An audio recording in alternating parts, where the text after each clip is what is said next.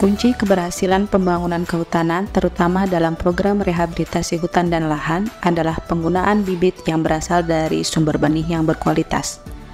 Upaya perolehan sumber benih hutan dapat dilakukan melalui dua cara. Pertama, penunjukan sumber benih, yaitu tegakan yang awalnya dibangun bukan untuk produksi benih. Kemudian yang kedua, pembangunan sumber benih yang baru. Salah satu sumber benih yang diperoleh dengan cara pembangunan sumber benih adalah Kebun Benih Semai atau KBS. Pembangunan KBS Kemiri di Provinsi Nusa Tenggara Timur ini dilihat sebagai langkah yang tepat dalam rangka pengelolaan dan pengembangan jenis kemiri yang juga merupakan salah satu jenis tanaman dan komoditi unggulan di Provinsi NTT. Sehingga merupakan hal yang sangat penting untuk pembangunan sumber benih kemiri sebagai bentuk implementasi nyata untuk menjaga dan mengembangkan eksistensi kemiri di Provinsi Nusa Tenggara Timur.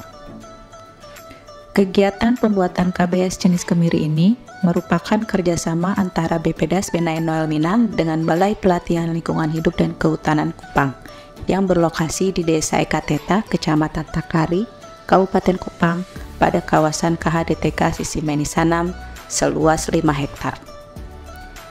Benih kemiri yang digunakan berasal dari sumber benih bersertifikat Otliki, Kabupaten Timur Tengah Selatan, sumber benih Kelkasa Oren, Kabupaten Lembata, sumber benih Titehena, Kabupaten Flores Timur, sumber benih Lokadoa, Kabupaten Ngada, dan sumber benih Audoa, Kabupaten Ende. Penanaman dilakukan dengan desain acak lengkap berblok, di mana setiap plotnya berjumlah 4 bibit yang memiliki nomor famili yang sama. Setiap hektar terdiri atas 90 plot, dengan jarak tanam 4 x 7 meter. Kegiatan penanaman KBS ini dilakukan pada bulan Desember tahun 2022 lalu. Terdapat 5 blok yang dibangun masing-masing seluas 1 hektar yang merupakan pengulangan dari tiap famili yang dikumpulkan. Tiap blok dibedakan dengan 5 warna label bibit, yaitu blok putih, blok merah muda, hijau, dan abu-abu.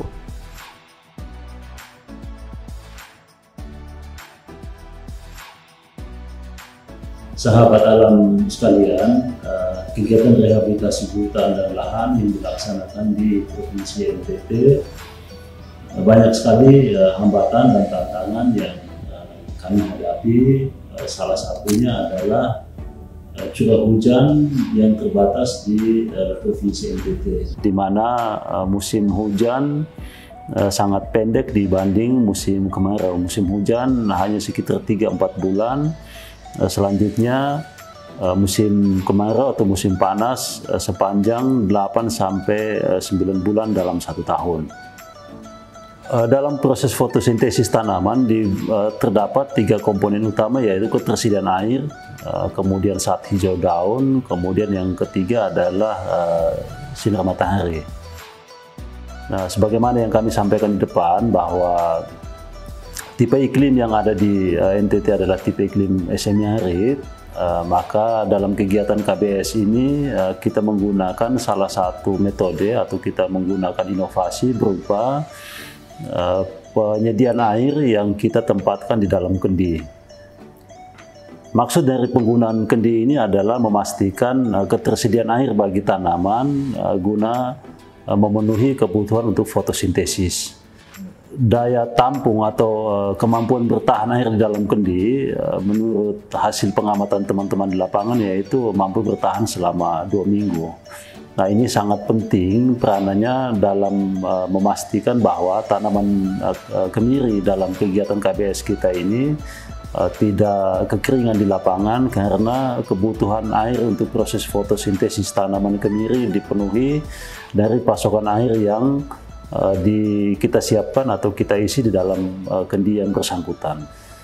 Nah, air dalam kendi ini akan merembes melalui puri-puri kendi, kemudian akar tanaman akan menyedot atau mengambil air hasil rembesan dari kendi. Nah, kemudian air ini akan digunakan oleh tanaman untuk proses fotosintesis.